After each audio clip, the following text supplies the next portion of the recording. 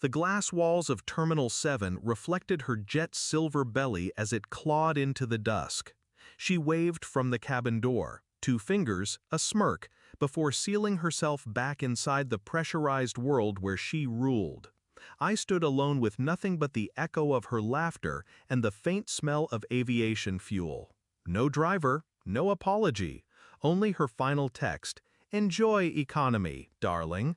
I counted my breaths, 4 in, hold, 4 out, until the burn behind my eyes cooled to frost. Then I walked, not toward the exit, but deeper into departures. A one-way to Paris left in 37 minutes. Window seat. Perfect. As the boarding pass printed, my phone vibrated. An encrypted upload complete. The timing tasted like iron on my tongue. Tonight, altitude would be my accomplice. She has affairs the way others collect souvenirs. One in every city. Initials etched on hotel stationery. I learned this 3 weeks ago when her boutique PR firm accidentally issued 2 identical press releases, each praising a different lover's startup. Coincidence, she said, a scheduling glitch. Yet her eyes never quite met mine. So I sifted the data, black cards, burner phones, itineraries hidden beneath charitable shell companies.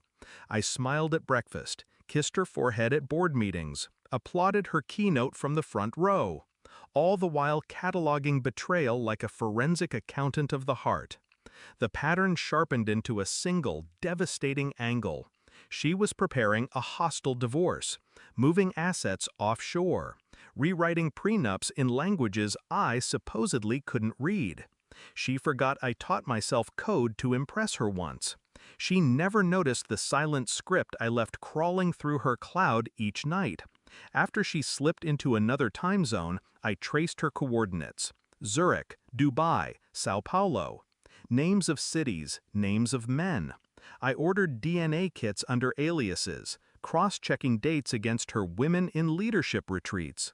Results came back. Probabilities, percentages, each more damning than the last. But numbers alone lack theater. I required spectacle. 2 hours before she ditched me at JFK, my script finished compiling her empire skeleton. Shell accounts, falsified ESG reports, undeclared gifts to regulators. One keystroke split the archive, half to the Financial Crimes Bureau in France, half to every major business outlet scheduled to break embargo at 1800 CET. A timer, an elegant guillotine. She laughed as she boarded, believing humiliation was mine. I boarded, believing gravity was hers. 36,000 feet, cabin lights dimmed blue, Wi-Fi connected. Her name lit my inbox, subject line, empty. I opened the live security feed instead, her jet's cabin camera. She read the email, titled Whistleblower Dossier, Vantage Corp Misconduct, while champagne trembled in her glass. Lip color drained. Her CFO, seated across the aisle, grabbed the armrest like turbulence. No words, only widening eyes. I watched her mouth form my name. She finally understood the altitude from which I'd strike. I typed one line into the feed's chat overlay. "Enjoy the economy, darling." She flinched as if the cabin dropped. Behind her, a flight attendant glanced, confused at the sudden hush. Her CFO pulled out a satellite phone. Reception failed. Signals jammed by the same patch I'd embedded in their comms last night.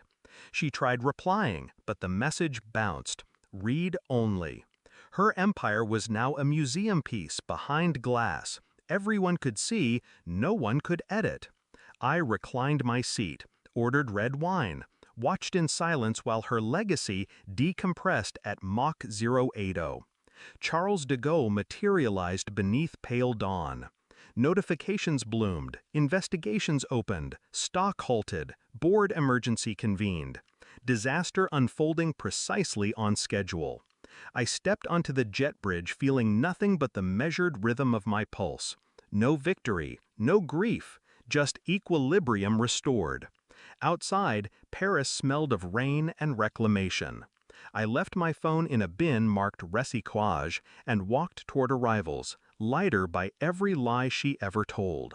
She will land to a world that recognizes her face on wanted posters. I will vanish among strangers who speak in honest vowels. The story ends here, on my terms. And she will learn that altitude is nothing when the ground decides to rise.